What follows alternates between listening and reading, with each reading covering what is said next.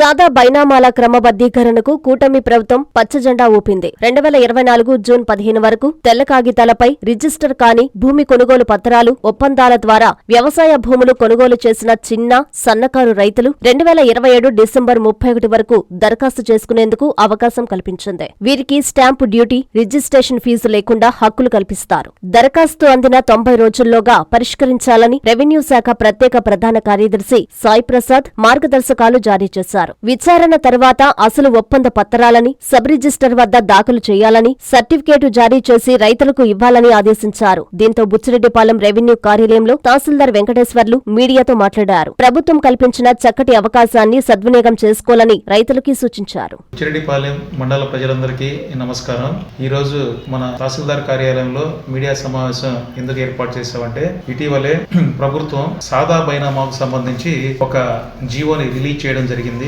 ఆ GOMS number 467 4/12/2025 తారీఖున release చేయడం జరిగింది. అసలు మెయిన్ ఎందుకంటే ఈ సాదా బైనామా అంటే ఏంటంటే, ఎవరైనా రైతులు వాళ్ళు అగ్రిమెంట్ల ద్వారా అంటే రిజిస్టర్ కాకుండా అన్రిజిస్టర్డ్ డాక్యుమెంట్స్ ద్వారా తెల్ల కాగితాల మీద కానీ అదేవిధంగా అగ్రిమెంట్ల ద్వారా కానీ భూములు కొనుక్కున్న వాళ్ళందరికీ వాళ్ళకి ఏంటంటే మనం మ్యూటేషన్ చేయాలంటే ఇక్కడ చేయలేం. కాబట్టి గవర్నమెంట్ ఈ సాదా బైనామా జీవో ద్వారా ఒక ప్రొసీజర్ ఏర్పాటు చేసింది. కానీ ఈ జీవో గతంలో కూడా ఉండేది. అది 31/12/2023 నాటికి ల్యాప్స్ అయిపోయింది. తర్వాత ఈ ప్రభుత్వం వచ్చిన తర్వాత దాని మీద అనేక రకాలుగా కింద తహసీల్దార్ నుంచి జిల్లా స్థాయి అధికారులు, కలెక్టర్లు అందరి యొక్క డిసిషన్ తీసుకొని ఈ యొక్క జీవోని రిలీజ్ చేయడం జరిగింది. ఈ యొక్క జీవో మెయిన్ ప్రధాన ఉద్దేశం ఏంటంటే, ఇది యాక్చువల్గా సాదా బైనామాని మనం ఎలా డిఫైన్ చేస్తామంటే, వాళ్ళు ఖచ్చితంగా ఏదైనా ఒక తెల్ల కాగితం మీద కానీ లేదంటే ఒక స్టాంప్ పేపర్ మీద కానీ అదేవిధంగా వాళ్ళు ఆ భూమిని గత 20 సంవత్సరాల నుంచి 30 సంవత్సరాల నుంచి అనుభవిస్తూ ఉంటారు.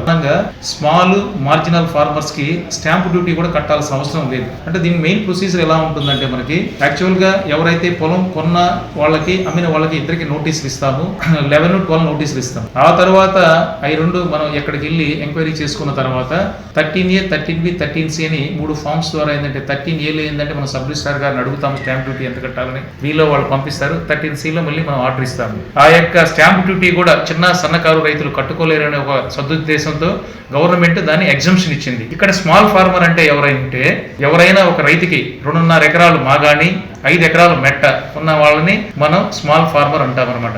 మార్జినల్ ఫార్మర్ అంటే ఎవరంటే 1.25 ఎకరాలు మాగాణి భూమి, 2.5 ఎకరా మెట్ట భూమి ఉన్న వాళ్ళని మార్జినల్ ఫార్మర్ అంటారు. చిన్న సన్నకారు రైతులు అంటారు అనమాట. వాళ్ళైతే ఎలాంటి స్టాంప్ డ్యూటీ కూడా కట్టాల్సిన అవసరం లేదు.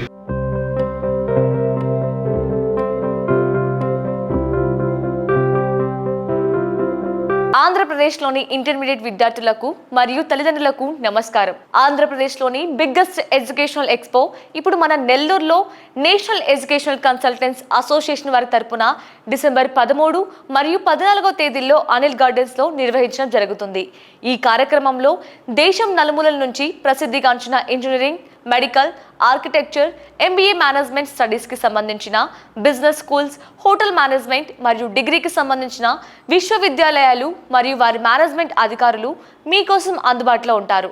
వారితో మాట్లాడి మీకు ఉన్నత విద్య గురించి ఉన్న సందేహాలు, ఉన్నత విద్యావకాశాలు, విశ్వవిద్యాలయాల్లో ఉన్న సదుపాయాలు మరియు ఫీజు వివరాలు తెలుసుకోగలరు. ఈ కార్యక్రమంలో మీరు ఏ కోర్సు నందు అడ్మిషన్ తీసుకున్నా ప్రత్యేక ఫీజు రాయితీ ఇవ్వడం జరుగుతుంది. మరిన్ని వివరాలకు సంప్రదించండి.